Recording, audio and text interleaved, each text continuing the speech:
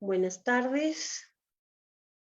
Estamos empezando con nuestra transmisión de la ponencia del día de hoy. Ayer tuvimos la grata presencia de la doctora Marta Rondón en las instalaciones del club. Todos, sí, debo decir todos, porque también habían varones, quedaron reflexionando, que eso es lo importante, sobre todo lo que dijo la doctora y luego las respuestas a las preguntas. Fue realmente motivador, fue muy lindo. Y ahora contamos con la grata presencia de la doctora Fiorella Rusca. Muchos de ustedes la deben conocer, porque la doctora Fiorella hace ya un tiempo vive en Arequipa y trabaja en Arequipa.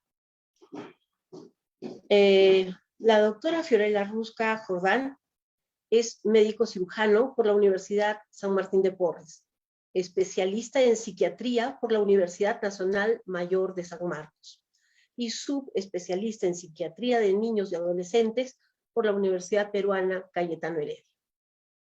Formación en educación inclusiva, diplomado en fundamentos y aplicaciones de la mentalización en el ejercicio clínico, entrenamiento en terapia basada en la mentalización para niños.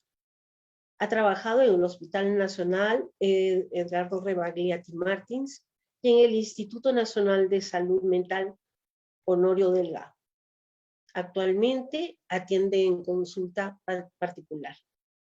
Ex vocal del capítulo de psiquiatría de niños y adolescentes de la Asociación Peruana de Psiquiatría. Investigadora y autora de literatura infantil.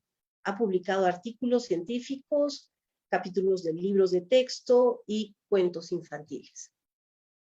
De forma personal puedo yo agregar que su consulta privada es maravillosa, porque es una profesional en todo lo que cabe, la extensión de la palabra.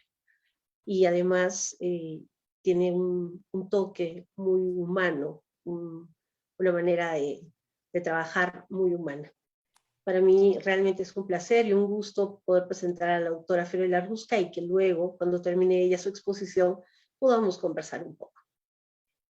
Hoy día se va a tratar un tema bastante complicado, pero que es absolutamente necesario. La prevención en el delito de abuso sexual infantil. Fiorella, cuando quieras, por favor. Gracias, Emilia, por tan linda presentación. Para mí es un gusto compartir hoy contigo. Tremenda también mujer y profesional. Yo la admiro mucho a Emilia como abogada, notaria. Aparte, también compartimos ahí la parte quizá más de lo feminista, ¿no? Que creo que es tan importante hoy en día. Agradezco también al Club Internacional Arequipa por esta iniciativa, la verdad, sumamente necesaria. Han habido unas jornadas, ¿no? En esos últimos días con profesionales increíbles. Justamente la doctora Rondón, que ayer pudieron conocerla, ha sido mi profesora, y yo la admiro muchísimo porque ha trabajado prácticamente toda su vida en pro de la mujer, ¿no? Contra la violencia de género. Es realmente un referente a nivel nacional y me parece que ha sido muy valioso que la hayan podido convocar. Bueno, el tema que vamos a tocar hoy realmente es sumamente difícil. Remueve mucho, en realidad, incluso para nosotros profesionales que nos chocamos con esto a diario, porque las cifras son muy, muy, muy desalentadoras y que invitan pues a generar cambios y a tener más de estos encuentros. no pueden quedarse esas cifras ahí, donde están en las páginas de los observatorios de violencia, cuestiones del Estado. Todos como sociedad cívica tenemos que actuar. Desde donde podemos, desde nuestros roles, tenemos que hacer algo al respecto. Y para hacer algo al respecto tenemos que conocer del tema. Y es por eso que hoy día yo voy a hacer esta presentación, pero en realidad no hay nada ahí mío. Simplemente yo he reunido información de gente que viene estudiando esto, investigándolo, y yo simplemente he hecho una síntesis, una recopilación de lo que a mí me ha parecido más importante y útil para ustedes como público en general, ¿no? Así que voy a compartir pantalla porque tengo bastante información. Sé que es un sábado en la tarde. Lo bueno es que va a quedar la transmisión en el Facebook del club para que lo puedan ver cuando quieran, si es que no se han podido conectar ahora. Listo.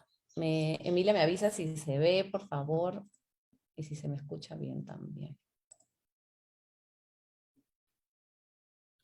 ¿Sí se ve? ¿Se ve la presentación? Solo confírmenme eso, por favor.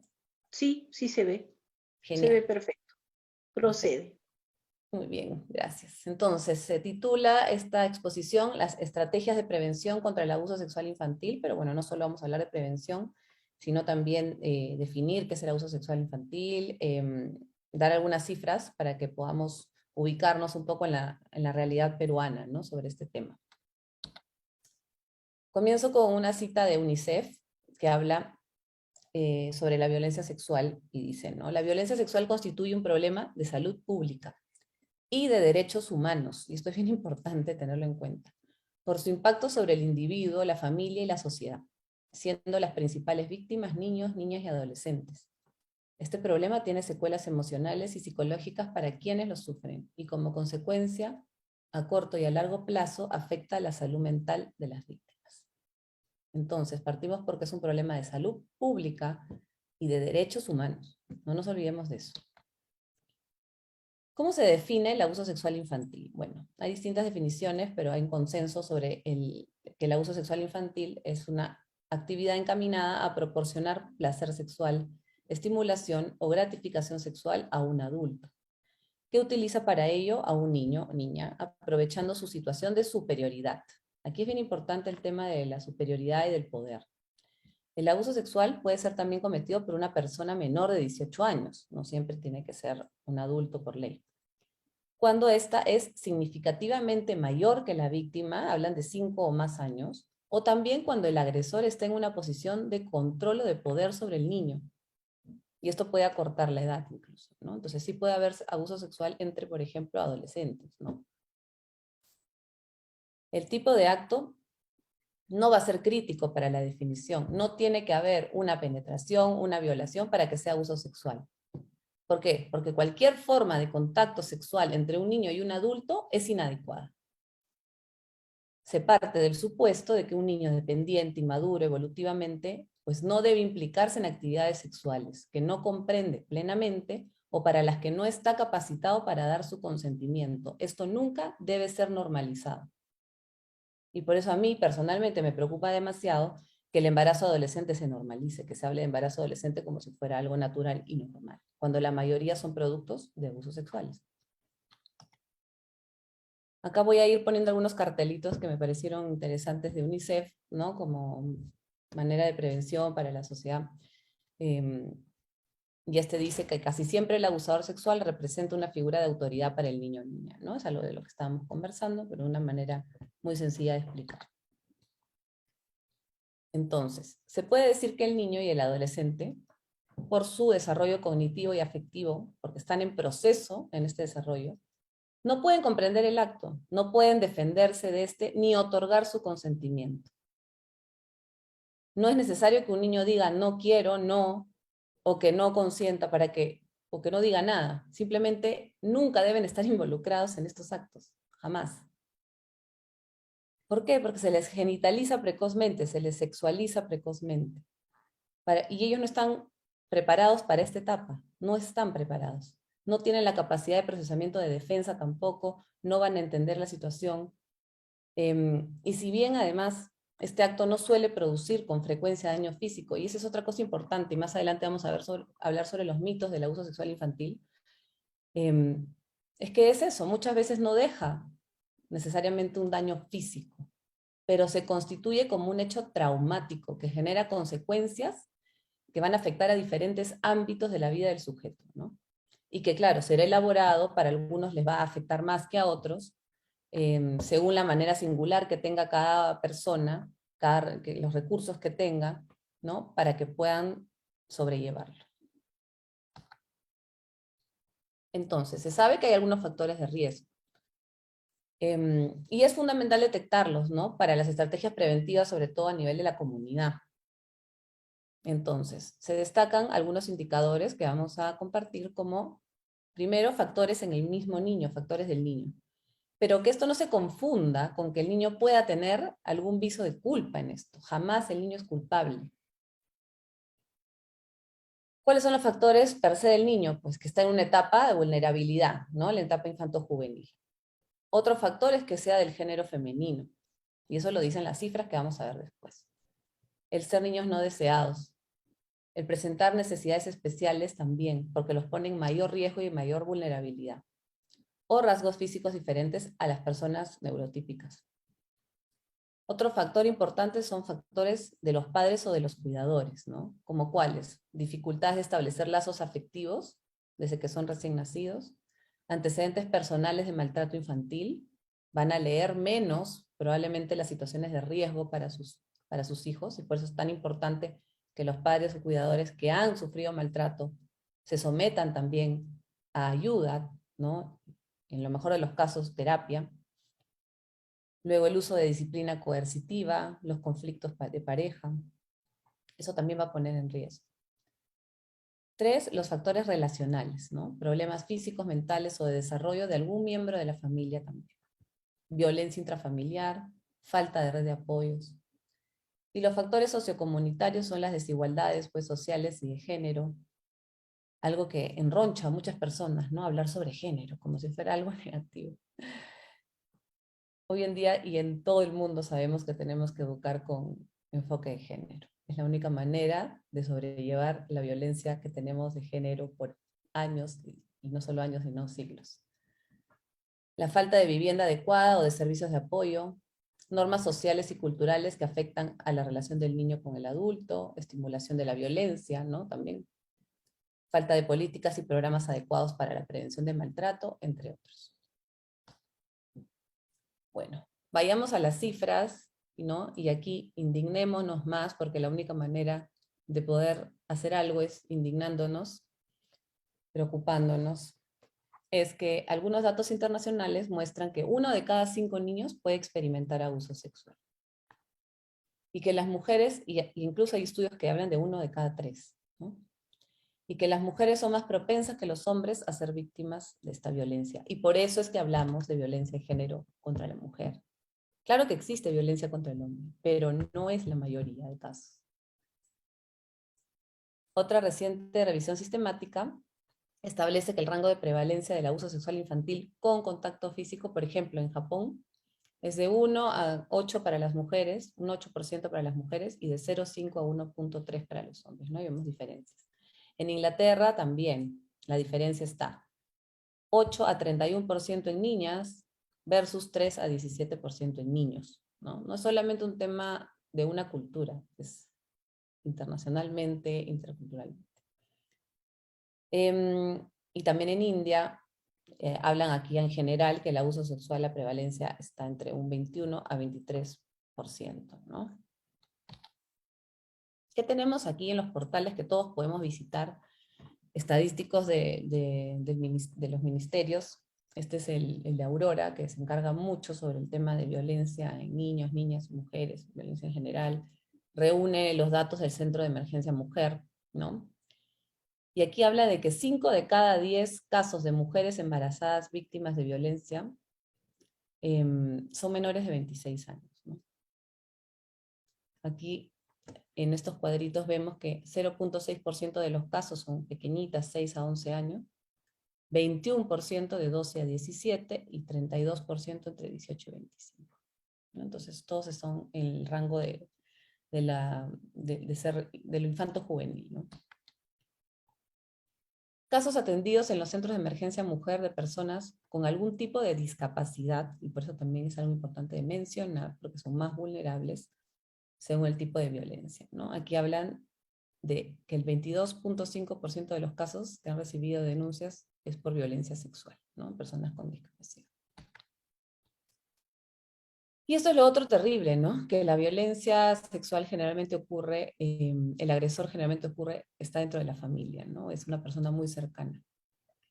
Aquí habla de casos atendidos en los centros de emergencia mujer por relación de parentesco con la presunta persona agresora, y en el grupo de edad de niños y adolescentes de 0 a 17, tenemos aquí justamente los he marcado en unos cuadritos rojos, no sé si los ven, em, que la mayoría de casos son, mire, madre o padre 818 de todos los casos, padrastro, madrastra 1080, pareja es pareja, incluso baja un poquito, familiar 2000, persona conocida 3000, o sea, las cifras más altas siempre son de personas que sean conocidas. Hay otro tanto de personas desconocidas. Pero si sumamos todo, la mayoría de agresores son cercanos a la víctima. Acá hay otro de las infografías de UNICEF que habla que la mayoría de los abusadores sexuales, pues sí, son personas que la niña o el niño conoce y en quien confía. Eso es lo más triste, ¿no? Aquí estamos hablando sobre los agresores, ¿no? Y el 87% de los casos, aquí lo que está en celeste, pues los agresores son hombres. El 13%, 12.9%, son mujeres.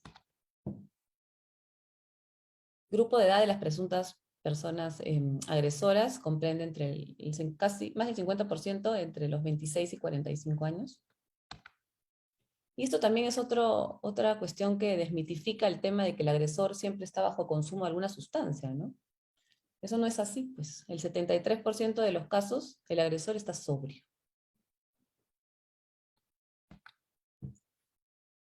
Y aquí vamos al tema de información, ¿no? La mayoría de personas que están informadas sobre el tema de la prevención de violencia sexual son adultas, entonces falta informar a niños y adolescentes. En la infancia, primera infancia, menores de 6 años, solo el 0.1% de la población estaría informada. De 6 a 11 años, 1.3%. Son cifras muy bajas, ¿no? Para lo que tenemos de prevalencia. De adolescentes de 12 a 14 años, solo 4.6%. Y adolescentes tardíos de 15 a 17, bueno, 6%. Entonces tenemos que hacer trabajo con los niños y adolescentes. Es importante, es necesario. Las cifras lo están diciendo. Bueno, esto es un poco de lo mismo, ya para no aburrir tanto. Y bueno, las consultas de la línea 100, que sabemos que es esta línea para denunciar casos de violencia, en el 2020, el 28% de las consultas eran de personas entre 0 y 17 años. Y 3 de cada 10 personas que reportaron fueron niños, niñas y adolescentes, ¿no? De estos casos, el 5.7% eran de violencia sexual, ¿no? Estamos hablando hoy día justamente de violencia sexual, ¿no? Porque las otras violencias pues suman cifras altísimas, ¿no? Si hablamos de todo. Y esto es del periodo de enero a agosto, es uno de los más recientes, del 2021, ¿no? Ya en plena pandemia, que habla de los casos atendidos en el Centro de Emergencia Mujer, el 16% de los casos, niños menores de 6 años, y el 29% por violencia sexual, ¿no? Es altísimo. El sexo de la persona usuaria, generalmente son mujeres las que denuncian, ¿no? Y volvemos acá que el 81.5% de los casos existe vínculo relacional familiar entre la presunta persona agresora y la usuaria, ¿no? Entonces, el abuso sexual infantil, como dijo bien Emilia, es siempre un delito. Es una vulneración de los derechos y es un abuso de poder. Y esto tiene que quedar bien claro. Quiero que se lleven esto así clarísimo de esta charla. En un contexto de dependencia inexorable de los niños y niñas en relación al mundo adulto que les debe protección mientras crecen. Porque nosotros como adultos debemos proteger la infancia, no dañar la infancia, ¿no? Este material educativo lo he tomado de Vinca Jackson. Vinca Jackson es una psicóloga chilena que también ha dedicado realmente gran parte de su vida tratar temas de abuso sexual infantil y a la ética del cuidado, ¿no? Respecto a este tema. Es realmente admirable su trabajo, y bueno, ahí pongo su nombre, acá tienen su Instagram para que la sigan. Realmente tiene material muy, muy práctico y con un lenguaje muy simple, ¿no? Para ser usado por cualquier persona. Ella, bueno, menciona nuevamente que el tema del abuso, pues siempre es, o la mayoría de las veces, perdón, no siempre, la mayoría de las veces es dentro del entorno familiar, que la mayoría de perpetradores son hombres, pero también hay un porcentaje de mujeres, sobre todo en niños pequeños, ¿no? Eso también hay que tener cuidado. Y que las personas que abusan, pues se ven como personas comunes y corrientes, ¿no? No las podemos realmente, no podemos realmente leer o pronosticar que realmente van a hacer daño. No hay un perfil único de abusador. Y eso también tenemos que tener en cuenta. Siempre se habla sobre la fuerza física o la amenaza, pero hay muchos casos incluso que no necesitan amenazar al niño. Si bien sí lo vemos, también hay casos donde no es necesario, porque simplemente la relación de poder que tiene con el niño es suficiente para que el niño se quede sin herramientas, ¿no? Y bueno, el abuso sexual infantil puede ser un solo evento o puede ser sistemático, ¿no? Y eso es aún mucho más peligroso porque puede generar todo un tema de trauma complejo, que ya es una entidad psicopatológica muy, muy complicada, ¿no? Y bueno, y lo último que voy a mencionar de ella es que, o sea, de esta infografía de ella, y que lo voy a hablar al último, es cómo la internet y las redes sociales también han aumentado inmensamente el riesgo de abuso sexual infantil, ¿no? Vamos a hablar sobre los términos que ella menciona, de grooming, ¿no? Bueno, lo que conocemos como el sexting, la sextorsión, etcétera, eso lo vamos a ver al final, ¿no? Entonces, sabemos que el abuso sexual infantil se constituye como un evento adverso en la infancia. Y hay estudios que hablan sobre los eventos adversos en la infancia, cómo impactan en la salud no solo psicológica de las personas, sino física también, ¿no? Entonces acá hay una pirámide que se obtuvo de un estudio muy grande que hubo en el 98 en Estados Unidos sobre que 4 o más eventos adversos en la infancia deterioraban increíblemente el desarrollo de la persona a nivel físico y psicológico, ¿no? Y estos eventos adversos en la infancia, bueno, dentro de los que está el abuso sexual infantil, el maltrato, la negligencia, problemas de consumo en los padres, migración, pérdida de algún cuidador, ¿no? Etcétera. Imagínense, ¿no? La vida normalmente nos trae muchas dificultades. Añadir una más, sumar una más, que tenemos, ¿no? Que va a interrumpir el desarrollo, el neurodesarrollo del niño, lo va a distorsionar cuando hay experiencias tempranas adversas. Van a tener problemas, ¿no? Para los entornos emocionales, sociales, cognitivos. Van a adoptar conductas de riesgo, va a haber mayor riesgo después de consumo o de intentos suicidas, etcétera. Enfermedad, ya de por sí trastornos diagnósticos, ¿no? Especificados, discapacidad, problemas sociales y muerte temprana, ¿no? Entonces, tenemos que tener en cuenta que no solamente es el problema en el momento, sino todo lo que conlleva para después, para el futuro de este niño que está en crecimiento, ¿no? Entonces tenemos muchísimas consecuencias, ¿no? Del impacto del trauma en la infancia, ¿no? A niveles cognitivos, ahí las pueden leer, a niveles de salud física, de salud emocional, de las relaciones y vínculos, de la salud mental en general, de la conducta y del desarrollo cerebral, ¿no? No me voy a explayar en esto, pero lo pueden leer, esta información hay abundante en Internet.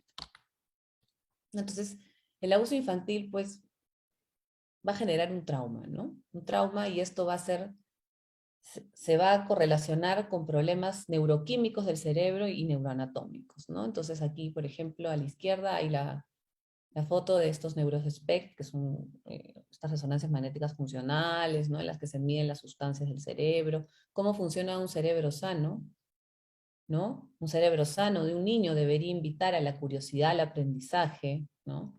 A explorar, a, a, a descubrir herramientas para la vida, a disfrutar. Y en cambio a la derecha vemos un cerebro con estrés crónico, ¿no? Productos de trauma.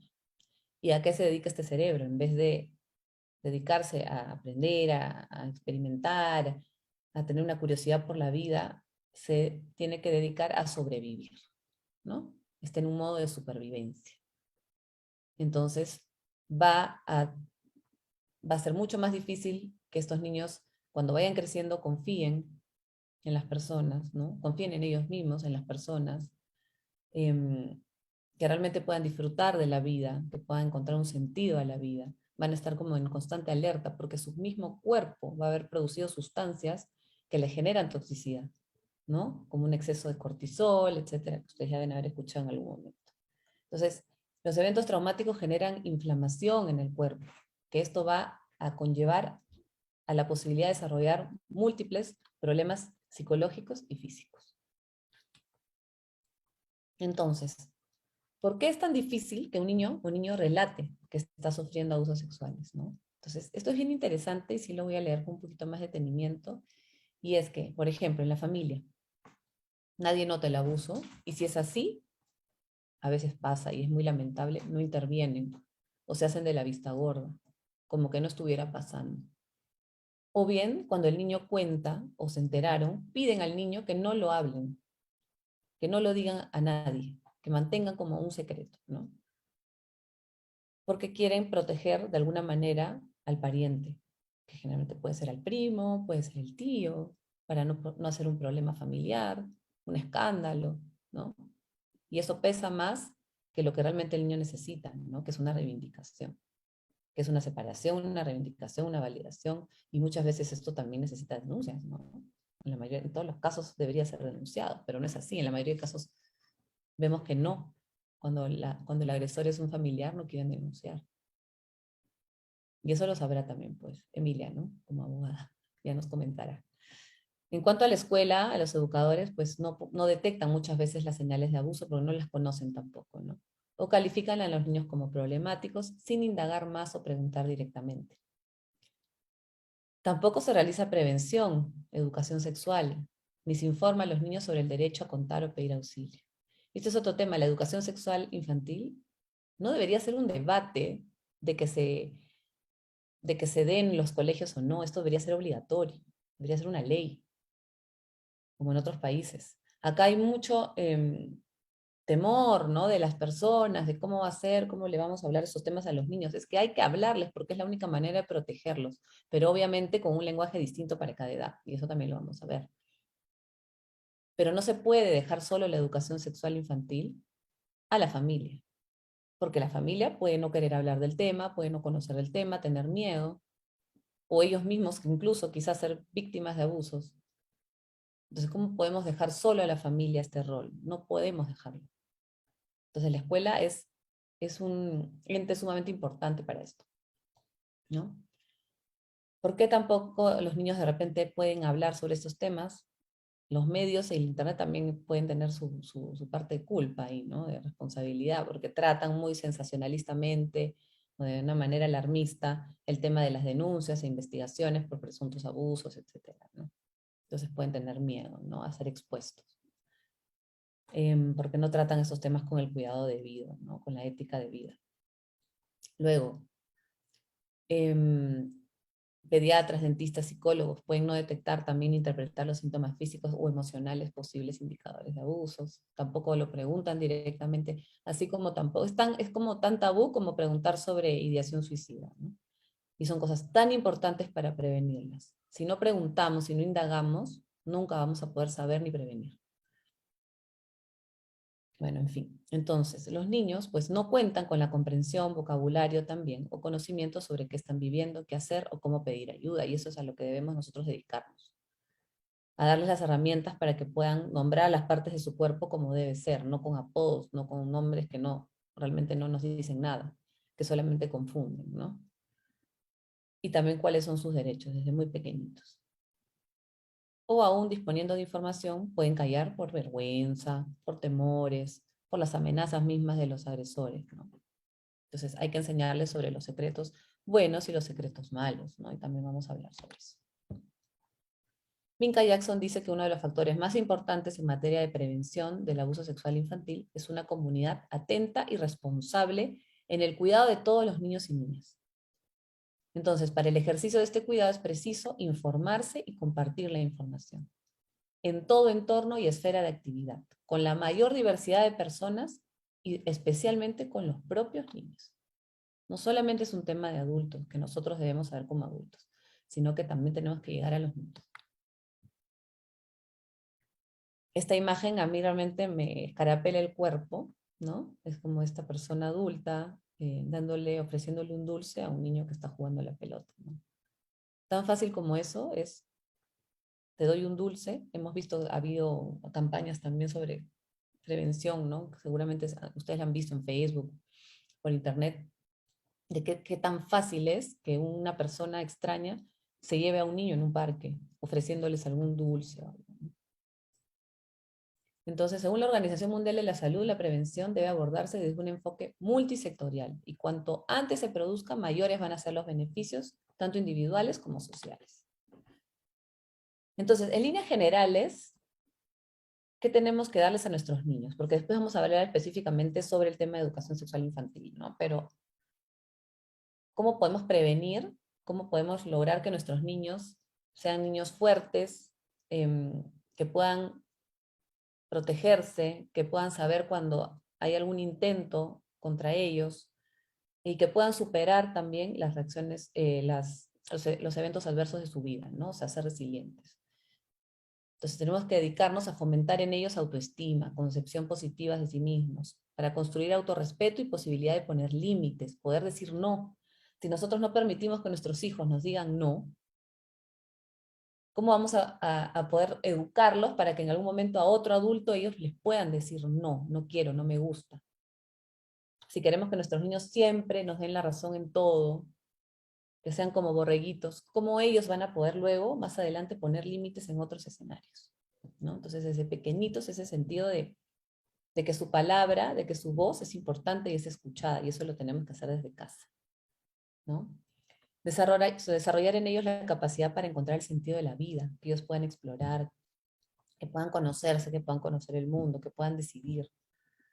Crear redes de apoyo social y aceptación incondicional de los niños. Ese amor incondicional el que siempre escuchamos y que muchas veces se practica, ¿no? El quererte tal y como eres, no solo por lo que haces o porque me obedeces. Desarrollar en ellos aptitudes y sentimientos de tener algún control sobre la propia vida. Pequeñas decisiones para cada edad, es importante que ellos puedan también participar de ellas, ¿no? Y bueno, el tema del sentido del humor, que es un factor muy importante para el desarrollo de la resiliencia, ¿no? El poder reírse de uno mismo y de algunas situaciones de adversidad. Obviamente no estamos hablando ahorita solamente de un hecho de abuso sexual infantil, sino es en general, es cómo intervenir con los niños para ir construyendo en ellos un sentido de seguridad sobre sí mismos, ¿no? Y de poder superar eventos difíciles. En las familias, bueno, es súper importante primero identificar familias en riesgo que más necesitan la información, ¿no? Y dar a conocer los beneficios sociales a los que pueden acceder, las líneas de emergencia, los centros de ayuda. También deben enfocarse en la reciprocidad de las interacciones con los niños y adolescentes, ¿no? Criar en buenos tratos, o sea, hacer de alguna manera campaña para que los padres de familia entiendan que tenemos que criar en el buen trato, no en los malos tratos, no en las amenazas, en los castigos. En los buenos tratos, poniendo límites con respeto y con amor, pero con buen trato, porque es la única manera de generar un vínculo seguro, un apego seguro, para que luego el niño nos pueda contarnos, pueda confiar en nosotros, para que sepan que el adulto puede ser una persona confiable, a quien contarle sus cosas, y que no nos tengan temor, miedo, ¿no? Bueno, y el tema de la comunidad, ahí es donde entra la educación sexual integral desde la primera infancia, ¿no? Entonces, promover programas comunitarios de apoyo psicosocial a familias de alto riesgo para prevenir negligencias, maltratos, abandonos. Promover programas de prevención del embarazo no deseado en general y el embarazo adolescente en particular, y no normalizar el embarazo adolescente. Desarrollo de acciones recreativas y culturales para niños en alto riesgo, ¿no? Que tengan un lugar seguro, un espacio seguro de donde compartir. Espacios colectivos para desarrollos de habilidades de crianza. Últimamente como que se cría más en soledad, ¿no? Ya no hay esas tribus como antes, que toda la familia o la comunidad participa, y creo que de alguna manera tenemos que volver a ello, pero con mucho más conocimiento, ¿no? Capacitar a los educadores, sumamente importante, pero ¿cómo podemos pedir que ellos eduquen en cuanto a la sexualidad de los niños si ellos no están capacitados, ¿no? Bueno, en fin, muchas cosas. Entonces hay que dedicar tiempo para hablar con los niños de cómo pueden protegerse del abuso sexual. Enseñar a los hijos e hijas a decir no, ¿no? A quien intente hacer caricias que les pongan incómodos. Todo esto es parte de la educación sexual infantil. Y bueno, en la prevención, justamente en el ámbito educativo, que creo que es algo bastante importante, ¿no? Que se debe dirigir desde la preescolaridad, incluso desde niños muy pequeños, para identificar situaciones de peligro, ¿no? Detectar violaciones de límites, aprender a decir que no, reconocer formas no deseadas de contacto, todo eso hay que trabajar. Interrumpir el intento de interacción, estrategias para pedir ayuda a alguien de confianza y revelar lo vivenciado. Quizás no lo quieran decir a los padres, pero puedan contar con alguna tía, algún tío, incluso los profesores mismos, ¿no? Y a movilizar a los espectadores también, ¿no? A los testigos. Entonces hablamos de diferentes niveles de prevención. En la prevención primaria implica intervenciones con toda la población educativa antes de que el abuso ocurra, con la finalidad de incrementar conocimientos en relación al abuso sexual infantil, los derechos del niño y educación afectiva sexual. En la prevención secundaria, construir redes interinstitucionales de intercambio de información y formación para que el abordaje del abuso sea más eficaz, dando a conocer a las familias y al alumnado los recursos con los que pueden contar frente a un caso de esta índole. Obviamente centrándose en grupos de riesgo. Y la prevención terciaria, ya en este último nivel de prevención, es cuando ya ha ocurrido el abuso. Desde la escuela implica un compromiso en el acompañamiento del niño y adolescente durante su tratamiento, el proceso de elaboración y de reparación psíquica y física, ¿no? Para reducir las consecuencias del traumatismo sufrido, como evitar también una revictimización. Entonces, es súper importante que las personas que están educando niños conozcan estos niveles de prevención y lo puedan aplicar, que tengan las herramientas para aplicarlos. Acá hay otra cita que me parece importante, la voy a comentar, es que cuando se da una educación sexual integral, se comienza a desarrollar la capacidad de reconocer cuando hay conductas entre pares, o sea, entre personas de la misma edad, o personas adultas que dañan la integridad sexual del niño, niña o adolescente. Además, ayuda a reconocer que nuestro cuerpo nos pertenece y hay caricias que no están bien, y zonas que no deben ser tocadas o vistas sin nuestro consentimiento. Hay niños, niñas y adolescentes que enfrentan situaciones de abuso sexual y no lo reconocen como tal. Y lo triste es que no tengan educación sexual porque así ellos lo decidan, sino porque alguien mayor pensó que no la necesitan. Y eso es algo que hay que reflexionar mucho en sociedades como la nuestra. Necesitamos darle a la infancia y adolescencia las herramientas para reconocerlo y no callarlo. Mientras más personas informadas haya, menos víctimas van a haber.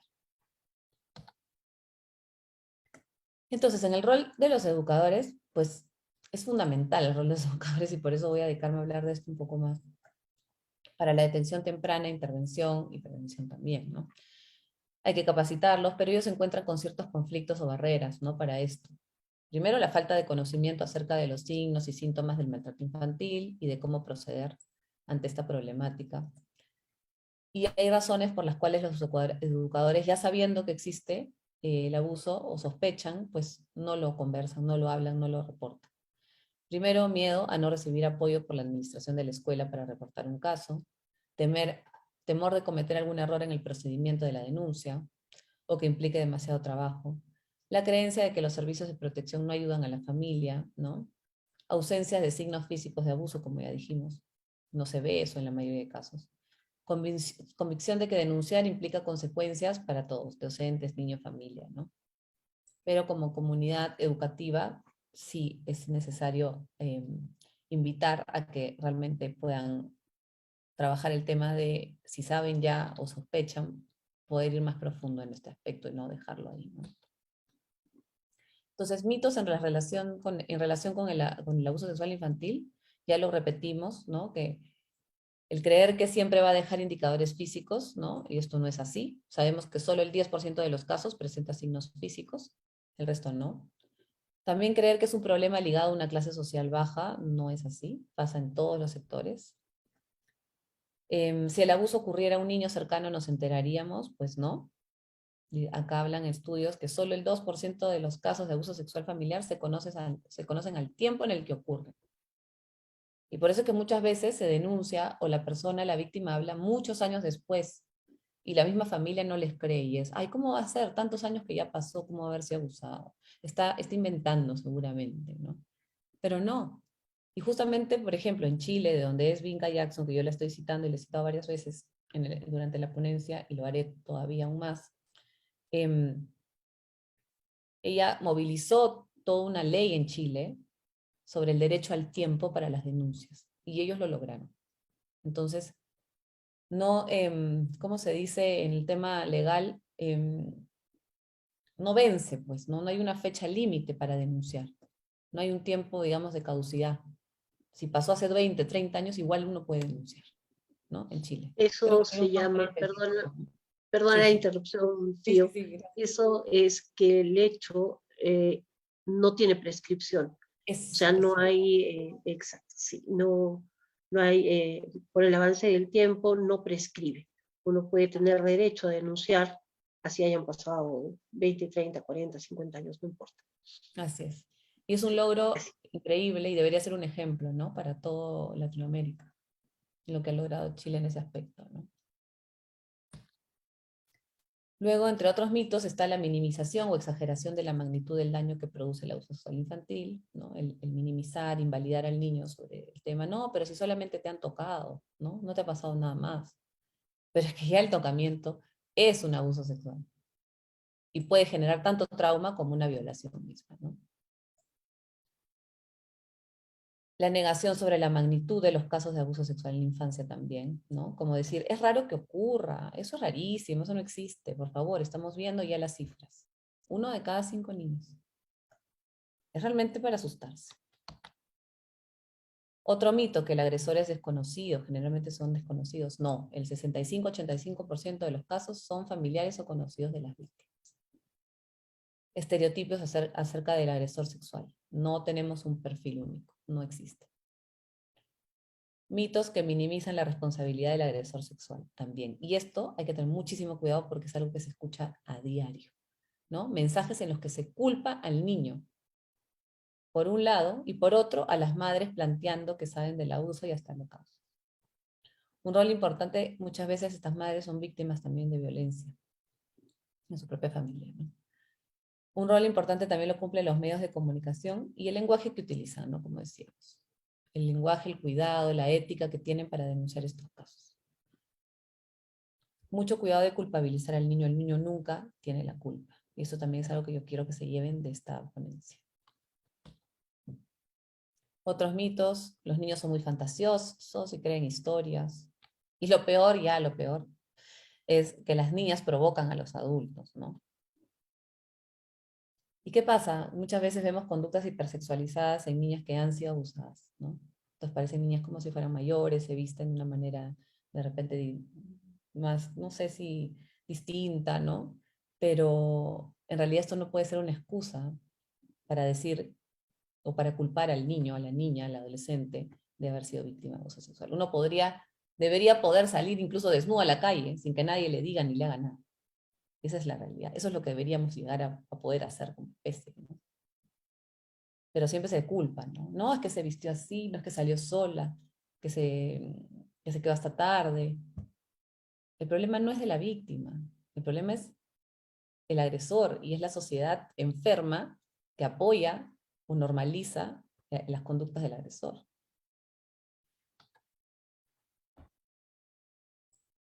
Ok. Bueno, entonces los programas de prevención de abuso sexual infantil desarrollan habilidades de protección, así como también la capacidad de reconocer situaciones de abuso, ¿no? Eso es lo importante, reconocer tempranamente y además de prevenir y dar herramientas, ¿no? Para que esto no suceda. Y aquí, para ser un poquito más específica en cuanto a los temas que deberían estar presentes en la educación sexual para prevención del abuso sexual, es por ejemplo en el apartado del cuerpo y las partes privadas del cuerpo, lo que ven resaltado en amarillo. Hablan sobre identificar y nombrar las partes privadas del cuerpo con sus nombres correctos, ¿no? Al pene, nombrarle pene, a la vagina, y no estar diciendo cualquier otra palabra que solemos escuchar, ¿no? Porque si no, tampoco los niños no van a saber referirse bien a lo que les ha podido suceder, a lo que les han mostrado, a lo que la otra persona les ha mostrado, etcétera, ¿no? Entonces, utilizar los nombres correctos para los genitales.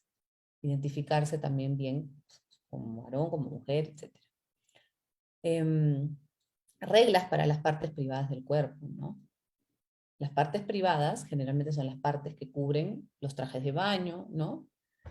Y esas partes no deben ser vistas ni tocadas por otras personas. Derechos del cuerpo, mi cuerpo es privado, me pertenece, ¿no? Esto reconoce sobre todo la violación a los derechos, ¿no? A los derechos del cuerpo. Informa sobre contactos ilegales o no deseados, esto permite eso, ¿no? Permite respetar los derechos corporales de los demás también. Así como no me pueden tocar a mí, tampoco yo puedo tocar a los demás. En cuanto al apartado de relaciones y límites, pues bueno, educar sobre el tipo de relaciones, ¿no? Que existen diferentes personas en la vida, límites en las relaciones, el tipo de relaciones que tengo con la gente me ayuda a conocer los límites correctos, ¿no? Poder saber interrelacionarse mientras se cuidan. Sentimientos y deseos sexuales, esto es algo muy interesante también, ¿no? Hablar, educar que los sentimientos sexuales se pueden hacer más fuertes durante la pubertad, ¿no? Cuando hay sentimientos sexuales hacia otra persona es tener un deseo, los deseos son normales y los tiene la mayoría de la gente. Los sentimientos son privados, pero eso no te da derecho a tú vulnerar a otra persona, a tocarla o intruirla, ¿no? En cuanto a las relaciones de novios o románticas, las relaciones románticas se dan cuando dos personas tienen sentimientos sexuales el uno hacia el otro, ¿no? Entonces, esto también va a evitar relaciones ilegales, relaciones bajo coerción, bajo amenaza, etc. Entonces, son muchas cuestiones en las que hay que incidir en la parte de educación sexual infantil. No solamente es el tema solo del cuerpo, ¿no? Sino el entorno, las relaciones con los demás, cuando una relación es saludable, cuando una relación puede ser una relación tóxica o inadecuada o destructiva, ¿no? Entonces acá hablan sobre todo de eso, ¿no? Las relaciones adecuadas mejoran mi vida, me hacen crecer. Las relaciones inadecuadas son destructivas, me hacen sufrir, me tiran para abajo. Y hablar de esto con los niños y los adolescentes es sumamente importante cuando ya están empezando sus primeras relaciones de pareja también, ¿no?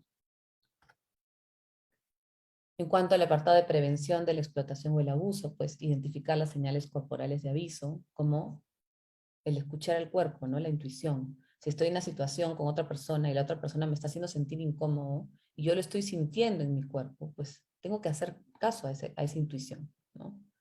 Debo escuchar y confiar a las señales corporales. Si estas señales de alarma no desaparecen, pues debo hablar con una persona con la que me siento seguro. Definir el abuso sexual, ¿no? Tampoco no entrar en paranoia y en miedo, o sea, no vamos a criar en el miedo, sino criar en lo real. Y hablar de que la mayoría de personas pues van a ser buenas y no nos van a hacer daño. Pero que hay personas que pueden intentar hacer cuestiones sexuales que van contra la ley y mis principios, ¿no? Y que es una realidad que las personas que pueden intentar eso son personas de nuestro entorno, que conocemos, ¿no? Entonces, si alguna vez pasa, ya saben que eso es posible y que está mal y que tienen que denunciarlo, que tienen que hablarlo, ¿no? Porque de repente pueden creer que como es alguien conocido, pues tiene el derecho de tocarlos o de hacer lo que quieran con ellos. Pues si no se hablan de estos temas, los chicos no lo van a dar por entendido. Nosotros como adultos podemos decir, ay no, pero es muy obvio. Pero para los niños no existe esa obviedad como, como existe para el adulto, ¿no? Hay que ser muy explícitos, muy específicos. Cuando alguien engaña o fuerza a hacer cosas sexuales que no deseas hacer, pues se llama abuso sexual y llamarlo por ese nombre, ¿no? Aquí hay otra infografía de Vinca Jackson, ¿no? Que es tomado de un libro que ella tiene que se llama Mi cuerpo es un regalo. Si es que les interesa, pueden anotar el nombre para conseguirlo. Y que dice que hay que ir contando la historia del cuerpo, ¿no? Con afecto, con sentido de maravilla, que es nuestro hogar primario y merece buenos tratos, respeto y cuidado. Desde muy pequeños, ¿no? Enseñar a valorar ese cuerpo, ese templo, eso que es tan importante, que nos permite hacer tantas cosas. Enseñar a niños y niñas todas las partes del cuerpo, y no solo la parte de los genitales, sino todas. y sus funciones magníficas, ¿no? Sistema respiratorio, digestivo, nervioso, etcétera, y nombrarlo como es. Recordar en tono positivo y en cada oportunidad que se presente los nombres de las partes privadas, que sepan cómo se llama cada parte de su cuerpo, ¿no? Y que las privadas son las que cubren las zonas generalmente de los trajes de baño, de la ropa de baño, ¿no? Y de la ropa interior. Y también que las manos y la boca son partes importantes y privadas. Porque muchas veces los abusos también van por esas vías, ¿no? Ok. Entonces pasamos, esto es un poquito de lo mismo. Y esto que habla ella sobre el círculo de cuidado, que es muy bonito, ¿no? En relación a este tema, ¿no? Primero habla ella, ¿no? Tengo un círculo de cuidado, ¿no? Un grupo de personas que están dispuestas a protegerme. El niño tiene que tener un círculo de cuidado, tiene que saber a qué adultos puede recurrir, a escucharme y que me creen, ¿no? Por eso es tan importante la validación de lo que el niño dice. Puedo contarles cualquier cosa, si siento alegría, pena, susto, incomodidad, preocupación, y cuándo y por qué me siento así. Entonces, hacer ejercicios con los niños de quiénes son estas personas para ellos, cómo se llaman, ¿no? Nombrarlos. Ella habla en mi cuerpo es un regalo también de todo esto sobre la voz de mi cuerpo, ¿no? Esa intuición, las señales del cuerpo, incomodidad física, algo me dice que esta situación no me gusta, que esta persona no me gusta, cómo me mira, cómo me habla, y que hay que hacer caso a eso, ¿no? El tema de las partes privadas, que ya lo hablamos. Y otro tema importante en nuestra sociedad, el tipo de saludos, ¿no? Muchas veces obligamos a los niños a que saluden con beso a otras personas, a otros adultos, y no es necesario, y menos si el niño no lo quiere hacer. Simplemente decir buenos días, buenas tardes, hola, ¿qué tal? ¿Cómo estás? Es suficiente. No tenemos que obligar al niño, ni tampoco amenazarlo de alguna manera o condicionarlo de alguna manera a que si no nos da un abrazo o que le damos un dulce si es que nos viene a abrazar, ¿no? Un abracito y te doy un caramelito. No. Eso tiene que ser algo muy natural del niño, algo muy respetado. No tiene por qué ser condicionado, ¿no? Y el otro tema de los secretos, ¿no? Se supone que ningún adulto debe pedir guardar secretos, ¿no? Distinto a los secretos, por ejemplo, de un cumpleaños, de Navidad, de una fiesta sorpresa, ¿no? Y cuando el niño tampoco quiere guardar esos secretos, ¿no? Entonces, si alguien me pide guardar un secreto, no le cuentes, no le contemos a nadie, que le hace sentir mal o incómodo o raro, pues sí, con más razón necesito contarle de inmediato a alguien de mi círculo de cuidado, ¿no? Eso es lo que tenemos que enseñar al niño. Que si alguien nos dice, no, eso no se dice, no hay que decirlo al papá, eso ya es una señal de alarma de que sí hay que contar. Porque esto ocurre bastante, ¿no? En la práctica lo vemos mucho, las amenazas y ese de guardar el secretito. Y tenemos que conversar con los niños sobre esto para que estén atentos, para que sepan. Este es otro trabajo también de UNICEF, son unas rimas, unas coplas, ¿no? Ya que habla sobre los secretos, que me pareció súper interesante, que habla, ¿no? Hay secretos muy bonitos, son sorpresas que tenemos para gente que queremos y se guardan calladitos. Ayer con mi abuelo Beto compramos unas chinelas para que estrene mi abuela, pero es sorpresa, es secreto. Esos son los secretos buenos, ¿no? Pero hay secretos muy feos que no debemos guardar. Los tenemos que contar y decir lo que yo veo. Si alguien te quiere tocar del cuerpo partes privadas, es una cosa malvada que lo tenés que contar. Porque mamá te proteja, todito debes contarle. Solo ella es la confiable para poner una queja. Si no están mamá y papá, puede haber un familiar que bien te puede ayudar si le contás la verdad. Entonces ahí está estimulando al niño a diferenciar, ¿no? ¿Qué secretos son positivos, qué secretos no? Esta es otra imagen interesante, ¿no? Para niños entre 0 a 7 años, de cómo diferenciar el tema de los juegos sexuales normales de los que no son normales, ¿no? Entonces, la curiosidad, ¿no? Por explorar y autoexplorar es normal en los niños, ¿no? El que puedan tocarse sus partes privadas, de repente a veces con mayor intensidad que otras, puede ser algo bastante normal, ¿no? O incluso el, mira lo que yo tengo, me enseñas lo que tú tienes, entre niños de la misma edad, niños cercanos, ¿no? Con desarrollo similar, también puede ser considerado pues, como algo normal. Cuando hay que tener, digamos, una alerta mayor, por ejemplo, cuando ya este acercamiento tiene una clave más adulta que infantil, ¿no? Entonces, Hay que estar atentos a lo sexual adulto presente en conductas, palabras o preguntas de los niños, o en sus formas de expresar cariño, buscar confort o consuelo, o de relacionarse con su propio cuerpo u otros, ¿no?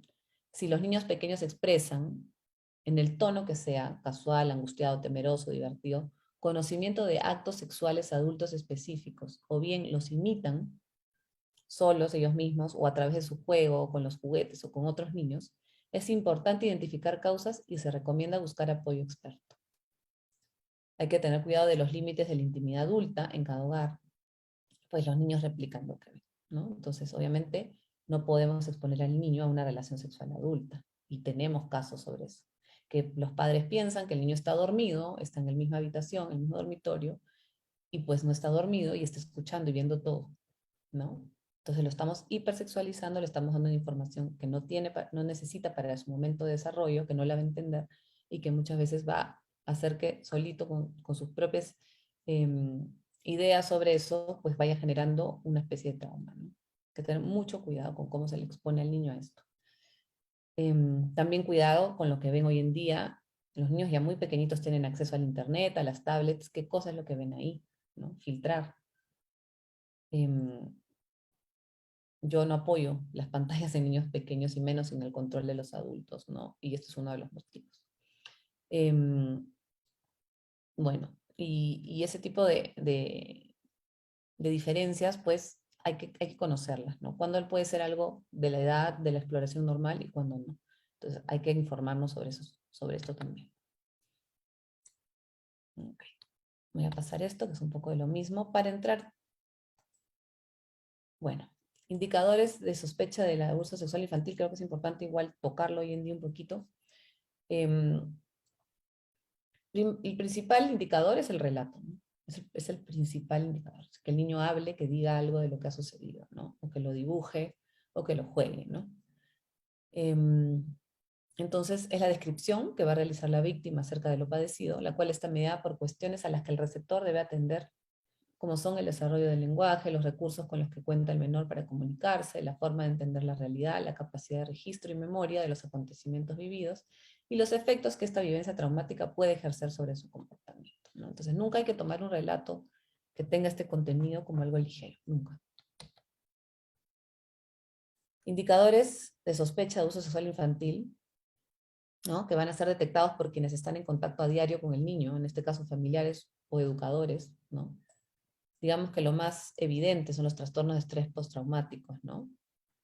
Que son trastornos de ansiedad intensos asociados a la vivencia en el cual sintió, o sea, en la que la persona sintió en peligro, ¿no? De su propia integridad, y que va a irrumpir intensamente, ¿no? Como recuerdos vívidos o flashbacks, lo que llamamos, imágenes de lo ocurrido, ¿no? Y que puede incluso llevar a la persona a un estado disociativo, ¿no? En el que está presente, pero su mente está en el recuerdo y se va a poner muy ansioso, muy nervioso, va a querer evitar temas de esa índole, lugares que le hagan acordar o a las personas que le hagan acordar al evento, ¿no?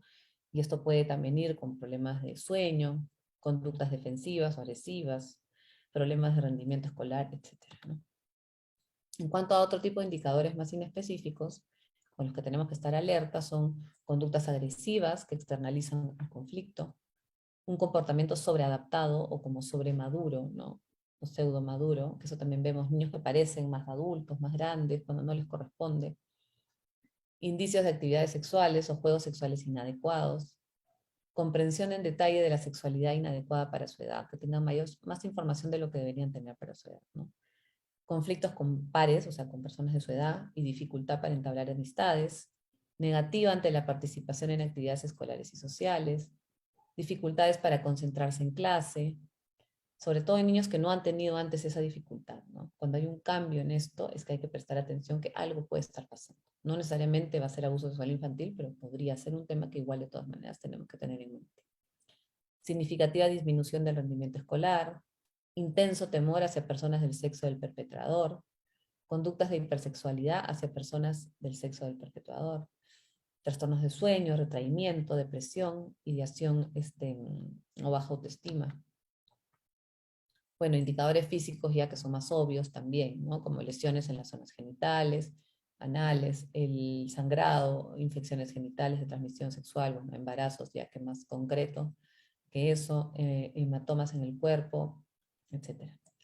Indicadores físicos inespecíficos van a ser los que se relacionan con el estrés o la ansiedad que ocasionan los problemas, el problema del abuso, ¿no? Entonces, dolores abdominales, de cabeza, trastornos de alimentación, como bulimia, anorexia, dificultad para caminar o sentarse, enuresis, encopresis, ¿no? Esos escapes de orina, ya, cuando ya el niño controlaba, etc. Entonces, cuando ya hay esta sospecha, cuando ya ha ocurrido quizá, o hay como intentos de que esto vaya a ocurrir, ¿no? Como sospechas, es muy importante escuchar. Escuchar al niño con respeto, con plena presencia, sin interrumpir, no poner palabras en la boca del niño, esperar a que él cuente como lo quiera comentar, no grabar ni tomar fotos porque eso también como que no es muy ético. Con actitud acogedora, atendiendo a las palabras, gestos y silencios del niño, ¿no? Después de la conversación, ya solo registramos todo lo que recordemos para hacer denuncia sobre esto que estamos escuchando, ¿no? Creer al niño, dar crédito, no cuestionar. Recibir el relato sin peros ni preguntas, sin poner a los niños en duda o entredicho, ni tampoco decirles por qué no me contaste antes, porque eso los culpa también. Están contando lo que pueden y como pueden. Nosotros necesitamos solo escuchar, acoger, asegurarles que ellos no tienen culpa ni responsabilidad. Nosotros sí, de cuidarlos. Cuidarlos. Al terminar su relato es importante agradecer la confianza del niño, reiterar que pueden contar con nuestro apoyo incondicional y nuestro compromiso de cuidado, de protección, de auxilio cada vez que sea necesario, ¿no? Y realizar la denuncia respectiva, ¿no? Y procurar el inmediato distanciamiento del abusador. Es muy triste cuando sabemos del abuso, cuando la familia lo sabe y el abusador sigue viviendo o frecuentando al menor. Es realmente lamentable, eso no debería pasar. Nunca. Bueno, y para hablar un poco del tema de redes, que creo que es algo muy actual, es importante también conocerlo, comentar un poquito, ¿no? Sobre la explotación sexual de niños, niñas y adolescentes en línea, ¿no? Conocido actualmente como ESNA en línea, que son las siglas. Y pues estos son actos de naturaleza sexual cometidos contra niños y adolescentes que tienen en algún momento una conexión con el entorno en línea, porque puede pasar de haber sido primero contactado el niño en línea para luego ser abusado ya presencial, en la presencialidad, físicamente. Esto incluye cualquier uso de las tecnologías de información y comunicación, o las TICs, para producir o provocar la explotación sexual de niños y adolescentes, ¿no? En cifras, tenemos antes de pandemia, yo me imagino que esto debe ser mucho más terrible hoy en día, que el 49.9% ya de peruanos entre 6 a 17 años usaba el Internet, ¿no? Niños y adolescentes, o sea, casi la mitad de ellos. Hoy en día debe ser muchísimo más. Se registraron 57.335 páginas web de pornografía infantil en el 2016. O sea, están en todo lado. El 45% de víctimas de pornografía infantil, llamada ahora MASNA, ¿no? Tienen entre 11 y 15 años. Y el 64.8% de las víctimas de esta explotación en línea son niñas y adolescentes, ¿no? Entonces, tenemos que tener muchísimo cuidado. El mismo cuidado que tenemos en la vida real con la vida virtual, ¿no? Incluso hasta más. Entonces, los agresores usan las TIC en el mundo virtual, ¿para qué? Para captar a sus víctimas, para difundir material de explotación sexual, para tener acceso a datos de los niños y adolescentes, ¿no? Y también en el mundo real, ¿no? Porque lo que ellos captan en línea pues, se puede trasladar a nuevos abusos en el mundo real, ¿no? Como explotación sexual, violación sexual y trata de personas. Entonces hay que tener muchísimo cuidado. Hay factores de riesgo también, ¿no? Que nos ponen en alerta, niños en estado de desprotección a nivel familiar, comunitario y del Estado, familias con poco conocimiento sobre esto, ¿no? Uso inseguro del Internet, de los medios sociales o videojuegos, niños con pocas oportunidades educativas o necesidades económicas insatisfechas, ¿no? Estos son los que tienen mayor riesgo, pero en realidad todos los niños y adolescentes están en riesgo. Las modalidades que conocemos hoy en día son el grooming, el sexting, el abuso sexual en línea, la sextorsión y la pornografía infantil, que ahora se llama más. El grooming, ¿no? Es cuando se establece una relación con el o adolescente mediante internet u otras tecnologías digitales para facilitar el contacto sexual en línea o fuera de línea con ellos, ¿no? Y generalmente el agresor usa una identidad falsa, ¿no? Se hace pasar por otro niño, por una persona de su edad, que quiere ser amigo de él, ¿no? Y luego ya cuando engancha, aquí se ve la imagen del ciclo del grooming, ¿no? El primero es el enganche, es el somos iguales, me parezco a ti, tengo los mismos problemas que tú, los mismos gustos. El dos, la fidelización, ¿no? Es el yo te comprendo, puedes confiar en mí. Y luego viene la seducción, ¿no? Yo siempre te envío fotitos cuando ya empiezan a mandar de repente fotos de algunas partes privadas de su cuerpo. Muchas veces ni siquiera son ellos, ¿no? Son cuerpos realmente de ellos. Y les comienzan a pedir fotos a ellos o videos, ¿no? Y luego viene la etapa del acoso, ¿no? Que si no se le envía las fotos, pues lo amenazan, no sabes lo que va a pasarte a ti o a tu familia, ¿no? Ese es el ciclo del grooming, ¿no? Acá tenemos también la imagen de esta niña, ¿no? Con la persona en la computadora y cómo saca sus garras por detrás, ¿no?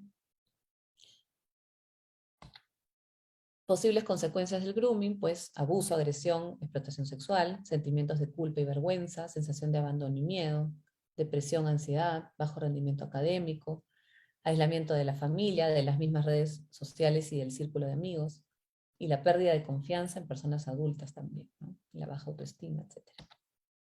En cuanto al sexting, y lo vemos bastante en adolescentes, es cuando los niños comparten mensajes sexualmente explícitos o imágenes sexualizadas autogeneradas por ellos, ¿no? Por lo general por chats, por el WhatsApp.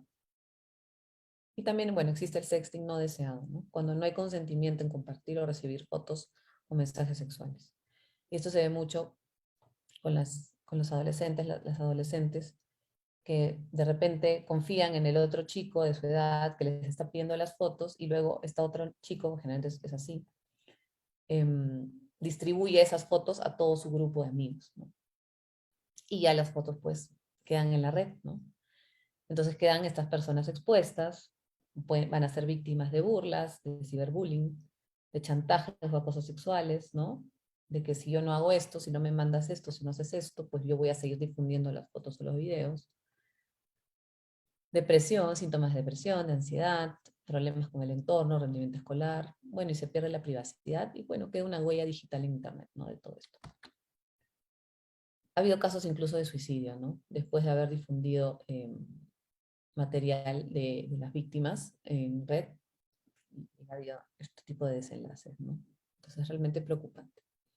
El abuso sexual en línea es cuando un niño o niña o adolescente aparece frente a una cámara web participando en un comportamiento sexual o siendo abusado sexualmente, ¿no? Por lo general los ofensores que observan el abuso en vivo obtienen acceso a través de personas intermediarias y usan plataformas virtuales. La sextorsión es otro término que hay que conocer, que es el chantaje sexual, y es cuando se extorsiona a un adulto o a un niño adolescente bajo la amenaza de compartir las imágenes, ¿no? U otros contenidos sexuales sin su consentimiento para obtener retribuciones sexuales, dinero, cualquier tipo de chantaje, ¿no? Entonces vamos a ver también muchos problemas emocionales, psicológicos, sobre todo al inicio del chantaje, cuando todavía no se ha develado, cuando esta persona se siente sola en esto. Y bueno, y si es que accede pues a un encuentro presencial finalmente, hay un riesgo muy alto de sufrir algún tipo de agresión física, violencia sexual, incluso llegar a ser víctima de trata, ¿no? De trata de personas o secuestro. Y bueno, la pornografía infantil, pues, ¿no? El material de abuso sexual de niños, niñas y adolescentes es toda representación de actividades sexuales explícitas, reales o simuladas, o de los genitales de niños con fines sexuales, ¿no? Incluye la producción, tráfico, difusión, venta o almacenamiento del material, ¿no? Entonces también esto es un delito, ¿no? Definitivamente. Las consecuencias pues van a ser múltiples: abuso, agresiones sexuales, sentimientos de culpa y vergüenza, sensación de abandono y miedo, depresión, ansiedad, bajo rendimiento académico, aislamiento, nuevamente pérdida de confianza en las personas adultas, etc. Entonces esto puede arruinar la vida de los niños y adolescentes. Tenemos que tener muchísimo cuidado tenemos que controlar tanto la vida real del niño como la vida virtual, ¿no? O sea, es sumamente importante que cuando se les da un aparato tecnológico al niño, sepamos toda la responsabilidad que hay detrás de entregar ese celular a un niño, esa tableta a un niño, ¿no? Y tiene que el adulto tener las herramientas, tener los filtros indicados, ¿no? Y llegar a acuerdos muy explícitos con el niño y el adolescente acerca del uso, ¿no? Y bueno, estas son cuestiones ya para prácticas, para hacer las denuncias, ¿no? A dónde se puede denunciar este tipo de casos, ¿no? Y recomiendan tomar capturas de pantalla, grabar videos que sirvan como pruebas del delito. Y hay que evitar totalmente tener contacto directo con los agresores antes de acudir a las autoridades, ¿no? Entonces se puede denunciar al Ministerio del Interior, a la División de Investigación de Delitos de Alta Tecnología, o también solicitar orientación en la Defensoría del Pueblo o en esta misma página web, ¿no? Que es CHC Alternativa. Bueno, y la denuncia por vía presencial en la Fiscalía o comisarías, pues, ¿no?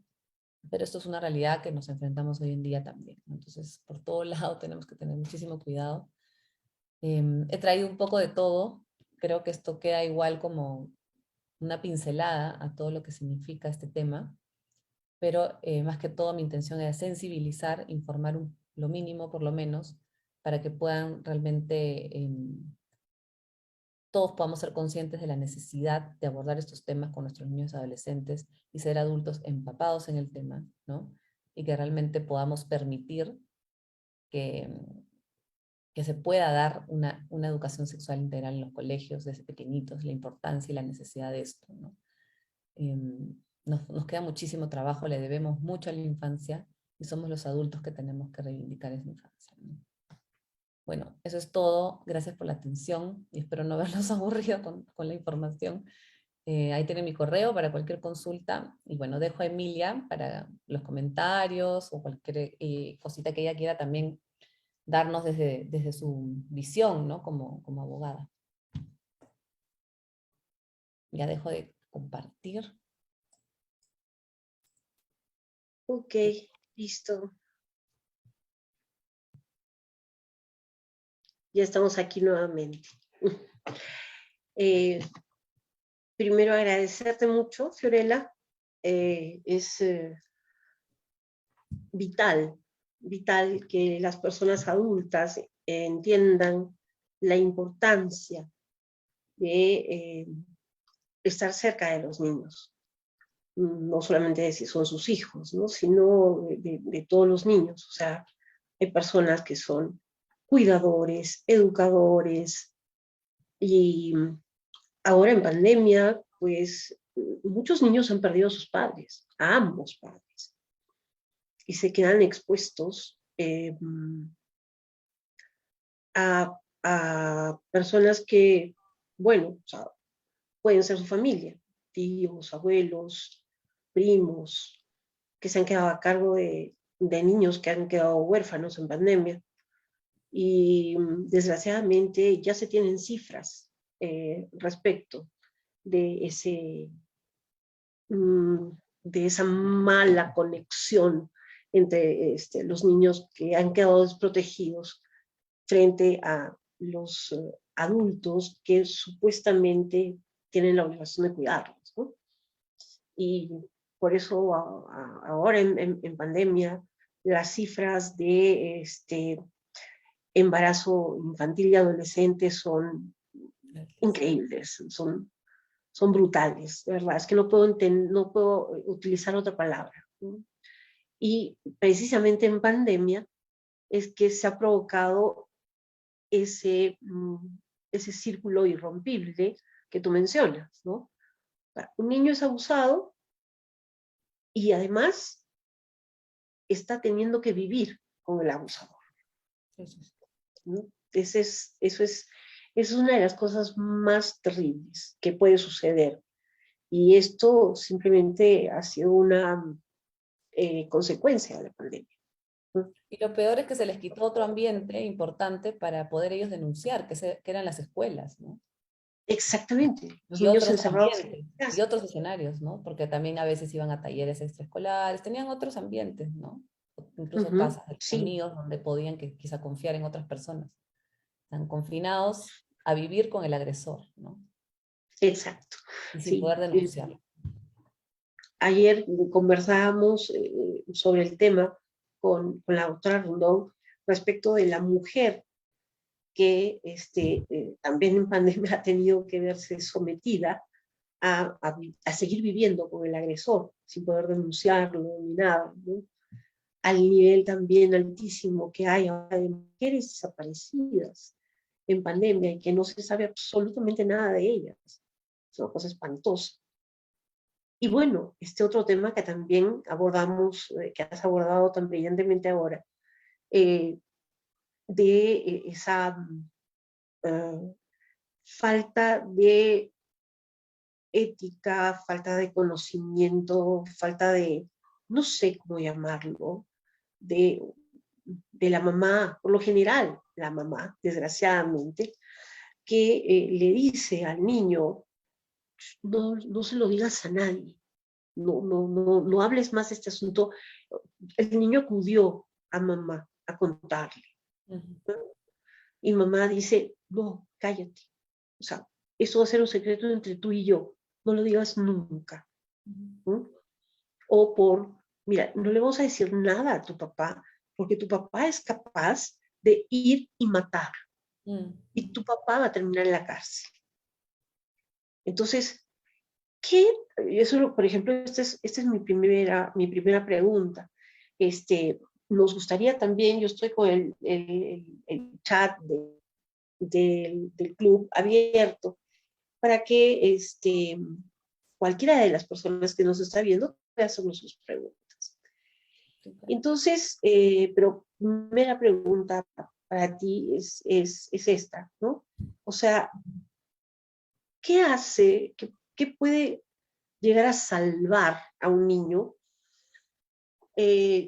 cuando, al haber recurrido a la persona que más confía, y esa persona le dice, no digas nada, ¿no? Cállate, no digas nada? ¿Cuánto puede dañar el cerebro de un niño esto hasta generar problemas en su edad adulta? Porque se conoce de varios casos y suele suceder con mucha frecuencia esto, ¿no? Entonces, Por me supuesto. gustaría que quizá te explayes un poquito más en ese punto. Y eso es lo más terrible, porque probablemente esa persona es en la que más confía, ¿no? El niño, y por eso se lo ha contado. Entonces, ese es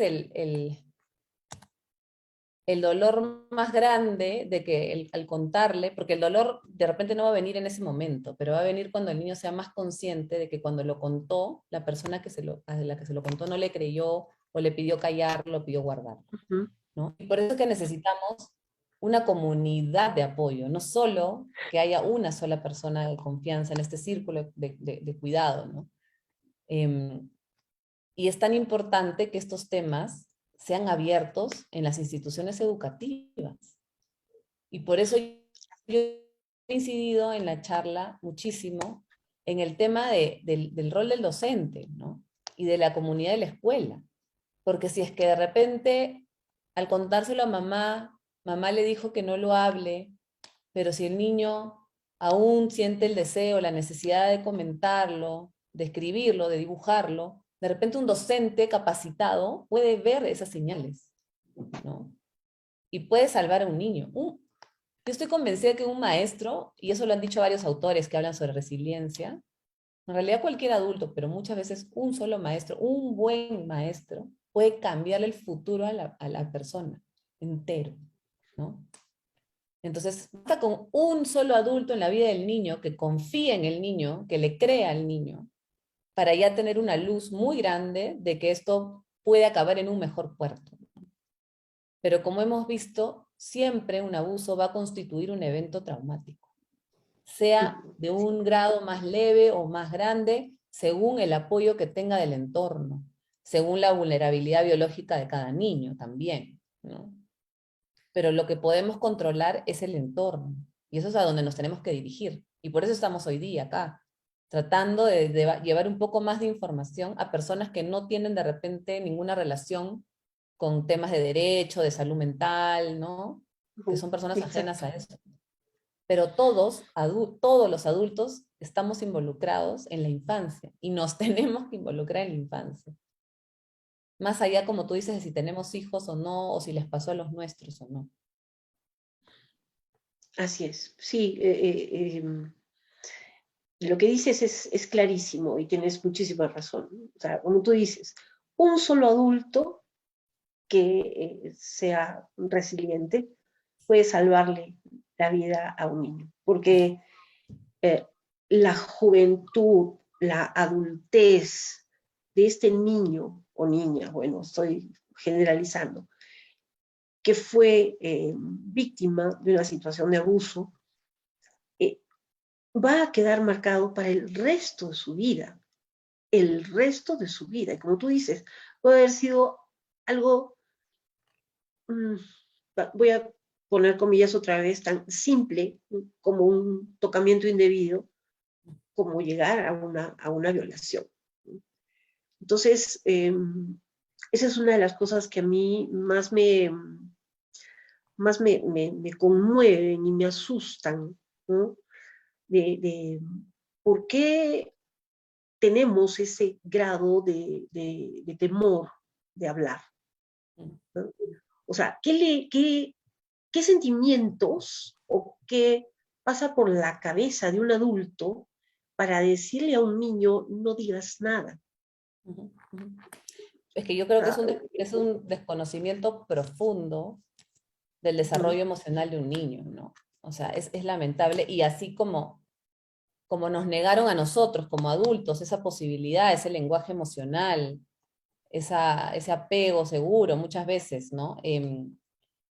Nosotros tampoco lo vamos a poder entregar si no lo hemos sanado, si no lo hemos trabajado, si no lo hemos construido. Si no lo tuvimos nosotros, es muy difícil poder dar una respuesta distinta a nuestros niños, ¿no? Y hay algo sí. que quiero yo también dejar claro, es que a veces incluso el mismo acto del abuso, sobre todo cuando ha sido quizás solo una sola vez, no ha sido sistemático, puede no generar tanto trauma, puede no generar o sea, una cadena de sucesos tan complicados para el niño, si es que la respuesta es inmediata, es contingente, es cálida, es validante para el niño. O sea, es mucho más importante a veces la respuesta que tiene del adulto al que él le cuenta, al quien él confía, ¿no? Que el mismo hecho muchas veces. O sea, lo que revictimiza al niño y perpetúa la posibilidad de que esto se constituya en un evento traumático es también la respuesta de no creerle, de negarlo, de invalidarlo o de minimizarlo. Por eso es tan clave el escuchar, ¿no? Esa escucha realmente activa, el validar, el no cuestionar, el no poner palabras en su boca, el no decirle por qué no me lo contaste, ¿no? El no generar ningún tipo de culpa. Y en eso sí nos podemos capacitar todos los adultos, a poder escuchar y recibir a un niño adecuadamente, ¿no? Exacto. Y otra cosa que me ha, bueno, toda la exposición ha sido magnífica, ¿no? Pero hay algunas pinceladas, como tú dices, que quiero resaltar para que podamos también brindar una información eh, mucho más grande, mucho más clara para las personas que nos están viendo, y que las personas que nos están viendo, como lo he dicho desde el comienzo de este ciclo de charlas, que sea un efecto multiplicador. Eso para nosotros, digamos, como objetivo de la organización de estas charlas, creo que para mí eso es un punto muy importante. El efecto multiplicador que puede tener esta charla o todas, ¿no? Porque se va a compartir la información. No solamente es la cantidad de personas que en este momento nos están viendo, sino las que nos están viendo van a conversar, ojalá, con otras personas. Y esta cadena se va haciendo más grande, ¿no? Por eso lo veo muy importante. Una cosita que también me gustaría conversar contigo es el hecho de la vulnerabilidad del niño. Un niño, hablemos ya de extremos, por desgracia, como te comentaba hace un ratito, pues la pandemia ha dejado muchísimos huérfanos. Pero también ha habido desde siempre los niños de la calle, siempre. Y el abuso sexual a los niños de la calle existe desde que el mundo es mundo, por desgracia. Y estos niños, puede ser que yo esté hablando con mucha crudeza, pero es necesario, ¿no? Estos niños son contactados por abusadores, como tú dices, no simplemente por, en esas ocasiones, no será pues un chupetín o un caramelo, sino un sándwich, algo, un niño que no ha comido en todo el día. O sea, le ofreces un sándwich, un jugo, no sé, lo que sea, algo de comer, ¿no? Pues va a ser capaz de hacer lo que la persona mayor quiera. Y ahí viene la gran pregunta. La gran pregunta que tú felizmente la has remarcado muy bien. Y en realidad no es una pregunta, es una afirmación. El niño nunca es el culpable. Así es. Inclusive en esas situaciones de vulnerabilidad. Por supuesto. Sí. O sea, un niño que pide limosna en la calle, que no ha comido en todo el día, le ofrecen comida y va a hacer lo que el adulto quiere. Por supuesto, porque está sobreviviendo. Y Exacto, sobrevive a cualquier costo. sí, así es. O sea, después volverá a la calle, pero ya comió. Pero por desgracia, ya comió. Por supuesto. ¿Tú crees que hay la posibilidad de salvar a este tipo de niños? O sea, salvar su salud mental, tratar de evitar que luego, cuando sean mayores, no hagan lo mismo, ojo, o no tengan ideas suicidas, o no se conviertan en delincuentes, o se echen a perder por completo, ¿no? O sea, tú sabes, Sí, ¿me entiendes, no es cierto? O sea, sí, sí, sí. existe esa posibilidad Sí de existe, sí existe. salvarlos. Por supuesto que existe, pero va a ser un camino probablemente mucho más complejo, mucho más duro, ¿no? Mucho más arduo y necesita un compromiso de alguien, de algún adulto, de alguna red saludable que realmente pueda apoyar a este niño, ¿no? O sea, en la formación yo como psiquiatra he podido rotar en instituciones del Estado, INAVIF, ¿no? De niños, adolescentes, reformatorios, etcétera. Y vemos chicos que logran salir, ¿no? De esta cadena, pero necesitan muchísimo apoyo. Porque sí, es como hay que reprogramar esas redes neuronales con las que han crecido, ¿no? Con Así las que han es. crecido de trauma, de abuso, de estrés crónico, ¿no?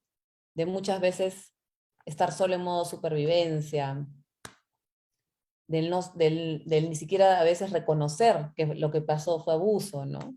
Es como muchas veces naturalizado y normalizado.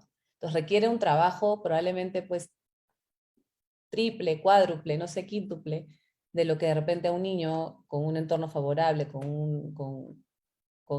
que no tenga esta vulnerabilidad, ¿no? Pudiera tener. Siempre se puede hacer algo.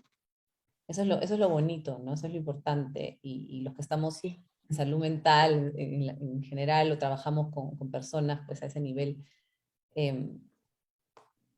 tenemos que difundir, que saber, llegar porque no podemos decir, no, este chico ya es irreparable, no tiene solución. Nunca Exacto. podemos decir eso de un niño, de un adolescente, ¿no? Jamás. Eso da esperanza. Eso da esperanza, de verdad. Y otra cosa que a mí me preocupa porque la veo, es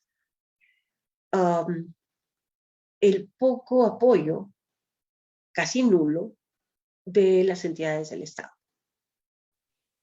Y la línea 100, como para las mujeres, o cualquier número de teléfono al que una persona pueda acudir, ya sea adulto o adolescente, simplemente no te contestan, no funciona. Es cierto. O vas a una comisaría y te Es, dicen, a ver, cuéntame la revictimización, por favor. no, ¿qué hiciste tú? No? A ver, ¿qué has hecho tú, pues, ¿Qué para has que te haya hecho tú? pasado Claro, eso, ¿no? sí, ¿no? Seguro estás La expuesto. típica, sí. ¿De por qué Es una terrible, pues. chiquilla, ¿no? O sea, pero ¿por qué te vistes así, no? O sea, la famosa frase de cierto señor perteneciente a la Iglesia Católica que Es dijo, eso. No lo quería lo del mencionar, pero ya lo escaparate. dije. En Sí, escaparate. pues el Mejor es- escaparate, ¿no? O sea, hay que llamar las cosas por su nombre, sí, el escaparate. Y, y ponen estas personas que piensan así, ¿verdad? Que piensan así, para estas personas el escaparate funciona eh, inclusive con adolescentes, con púberes. O sea, así, solamente así es. les parece una aberración, digamos, cuando se trata de un niño muy niñito, ¿no? Pero a partir de cierta edad, sobre todo las mujercitas, que no les digo mujercitas por minimizarlas, ¿ah? Ojo, solamente lo digo por cariño. Las mujercitas son las que se llevan la carga de haber provocado a una persona mayor. Es totalmente injusto, ¿no? Es injusto y además, eso es otro tema importante, ¿no? Que el hecho que una mujer menstrue, que una niña menstrue, no quiere decir que ya sea una mujer, Ellas, exacto, ¿entiendes? exacto, Es una sí, niña que está menstruando, que está empezando su ciclo menstrual, ¿no? Que así es. biológicamente, pues, todavía somos en ese aspecto bastante primitivos como para que ese cuerpito Ujú, pueda tener esa capacidad de llegar a un embarazo, ¿no? Pero son niñas y son tienen que ser niñas, vistas por la sociedad como niñas. así es. Y que no Y podemos tener niñas que tengan que cargar con un embarazo, porque eso además las no, revictimiza, las retraumatiza más. Y eso seguramente lógico, la doctora Rondón lo ha dicho ayer y en muchas otras sí. si- situaciones que ya debe haber compartido, ¿no? Pero es muy difícil porque estamos en una sociedad tradicional, Ujú, lamentablemente machista, ¿no?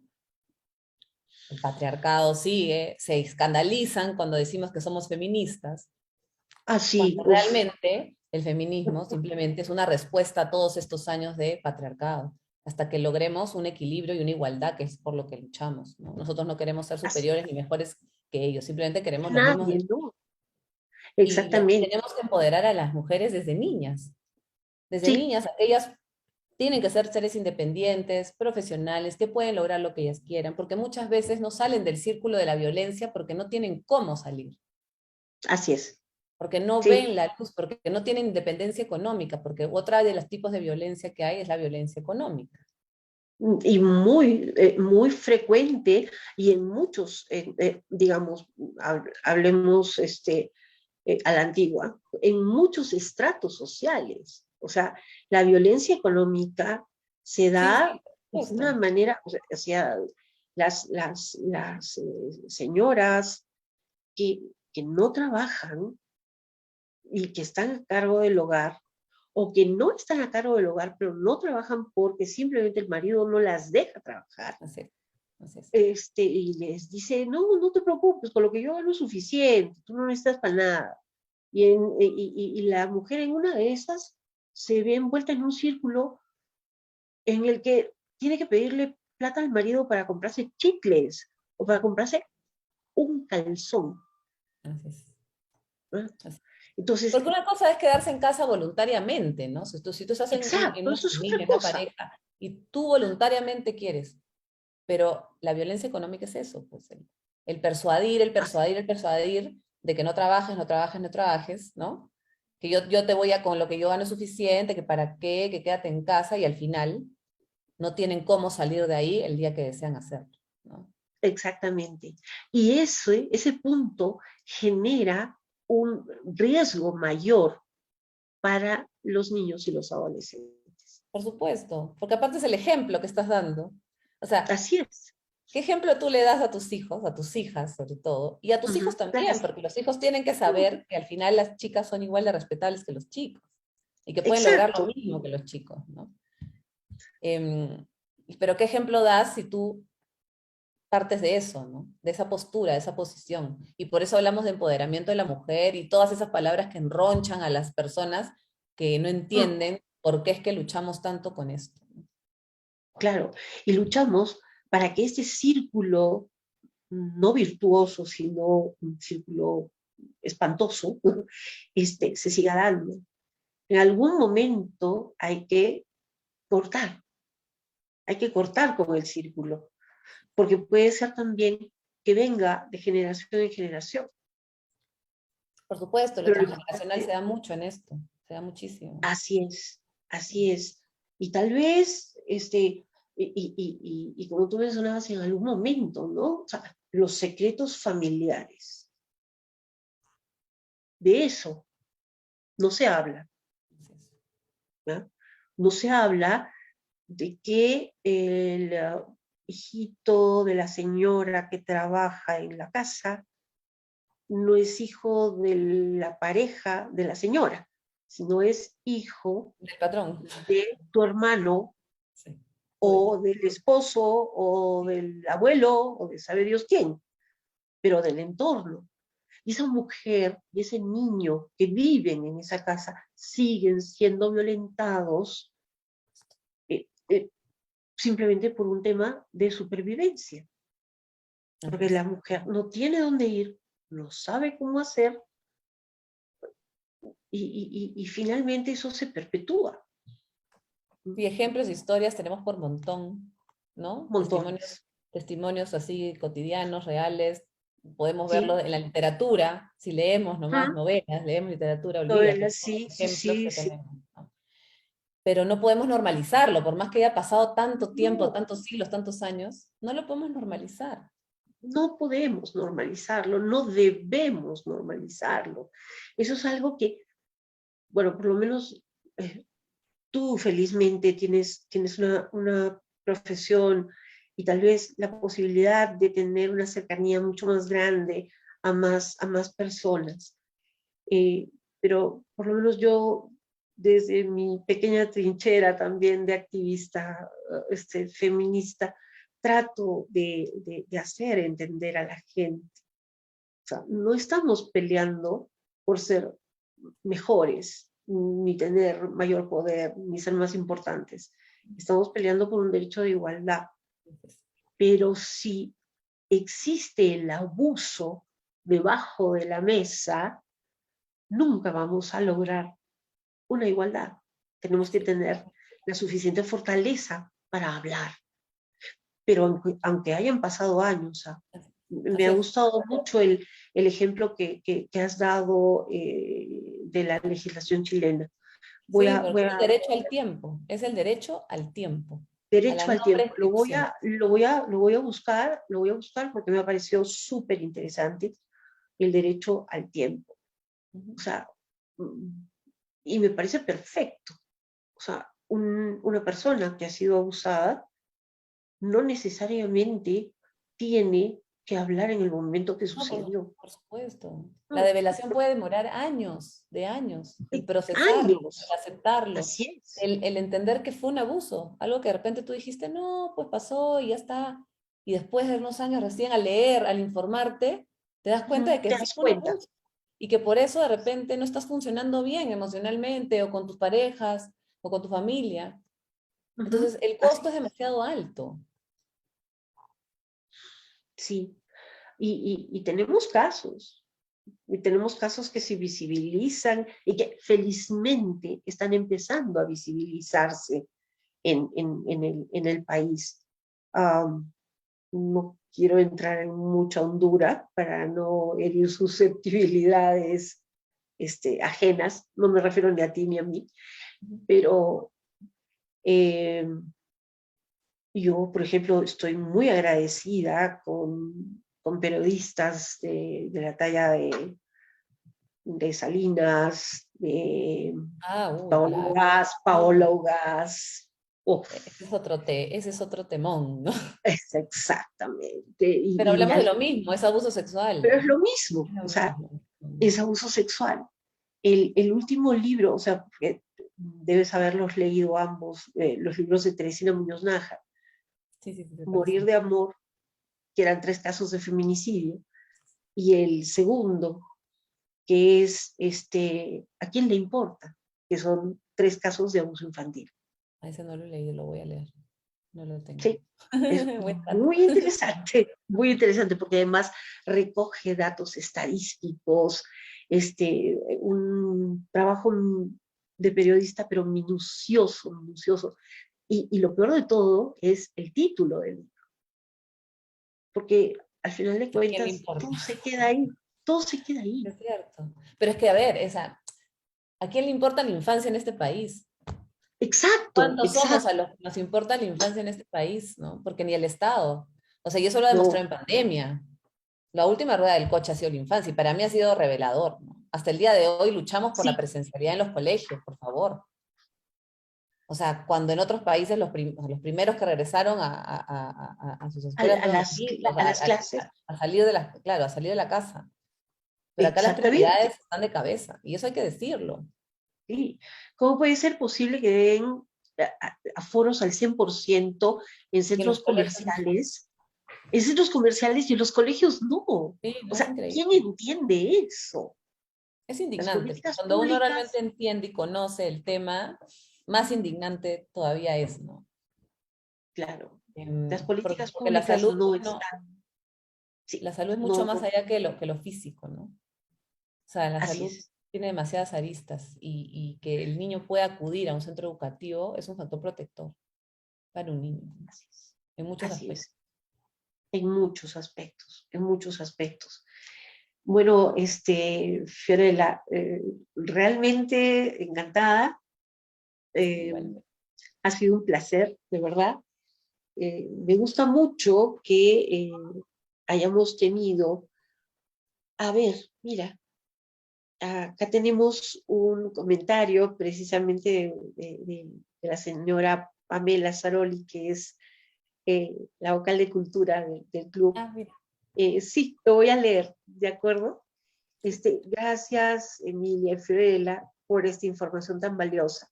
Es importante tener los ojos muy abiertos para evitar el abuso y el acoso. Y lo más importante, informar a nuestros hijos pequeños para que sientan que nadie puede romper los límites que pone cada uno, que no hay secretos que no se puedan contar y que ojalá los papás seamos siempre sus primeros protectores. qué bonito. Muchísimas gracias, de verdad, es un comentario muy lindo, de verdad, un comentario muy, muy bonito, se agradece mucho. Este, bueno, gracias otra vez, Gracias a ti, Emilia, por el tiempo. gracias también al Club Internacional, ha sido una oportunidad maravillosa y bueno, yo felizmente tengo la suerte hasta ahora, que es algo así como caído del cielo esto para mí, pero lo estoy disfrutando muchísimo, porque si hay algo que se debe comunicar, que se debe compartir, es la posibilidad de que las personas, que son las más vulnerables, o sea, las mujeres y los niños, tengan la posibilidad de mejorar su nivel de conocimiento respecto de estas cosas tan difíciles y tan duras. Porque solo el conocimiento y solo la educación y el apoyo va a hacer que esto por lo menos que los índices comiencen a bajar. Eso esperamos. Que la cantidad de... exacto, eso tenemos que trabajar en esa esperanza. Pero lo único que nos puede dar esa esperanza es trabajar en la educación, tanto de los niños como de las personas adultas. Sí, sí, poner manos a la obra. Así es, así es. Muchísimas gracias, Fiorella, una vez más. Encantada de conversar contigo. Y me parece que creo que todavía me queda la próxima semana otro conversatorio. Sí, sí, sí. O sea, de Sí, verdad hay lo un estoy grupo. disfrutando muchísimo. Sí, De verdad es que sí. una súper Contenta. iniciativa del Club Internacional y también estoy agradecida por la oportunidad y por todas las otras ponentes, realmente mujeres increíbles. Sí, ha sido para mí también, ojo, ha sido todo un reto conversar con cada una de ustedes, especialistas de especialistas de lujo. Para mí ha sido un gran honor. Muchas gracias, Fío. Nos vemos en cualquier otra oportunidad Sí, estamos en y contacto. espero que coincidamos en alguna charla, en algún certamen. Cuenta conmigo siempre. Gracias, igualmente, un gustazo. Chao, gracias a los que nos han Gracias. acompañado también por Facebook. Exactamente, sí. Quería también agradecer a todas las personas que nos han acompañado. Uh-huh. Bueno, damos por terminada la conversación de esta noche. Muchísimas gracias, amigos, por haberse conectado y gracias.